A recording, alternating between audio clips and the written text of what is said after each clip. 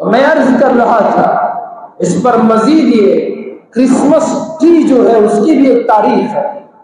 لوگوں بچوں میں بڑا شوق ہوتا ہے کرسمس ٹری لینے کا،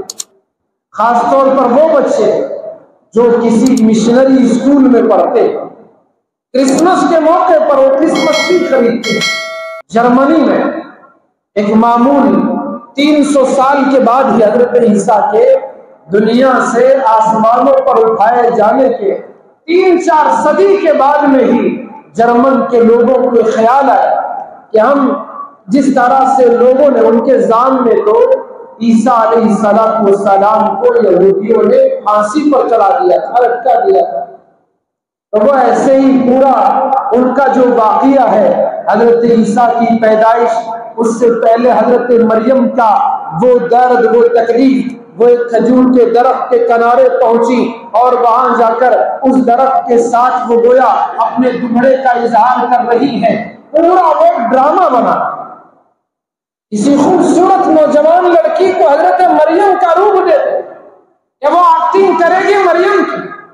اور کسی نوجوان کو جبرائیل کی ایکٹنگ کرنے کا وہ کام دیتے. یہ اداکار آتے، اسٹیج سجتا، 25 دسمبر کو یہ ساری چیزیں کا اہتمام ہوتا، اور اس موقع پر وہ ان کے ہاں جو زیتون کے درخت ہوتے تھے اس درخت کی ٹہنیوں کو، بڑی بڑی ٹہنیوں کو لا کر وہ وہاں درخت کے طور پر استعمال کرتے، اور یہ ایکٹر آتے اسٹیج پر ایکٹنگ کا مظاہرہ کرتے.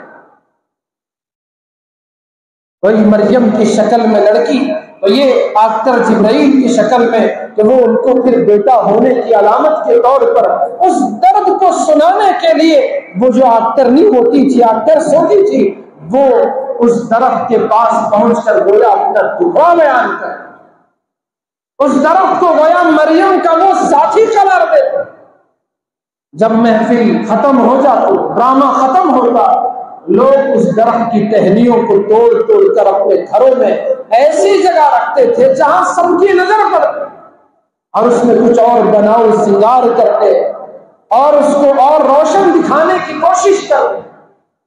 دھیرے دھیرے یہ کام جب چلتا گیا آگے بڑھتا گیا،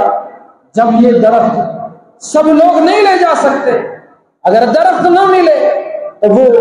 کوئی مصنوعی درخت، آرٹیفیشل پلانٹ ہی صحیح،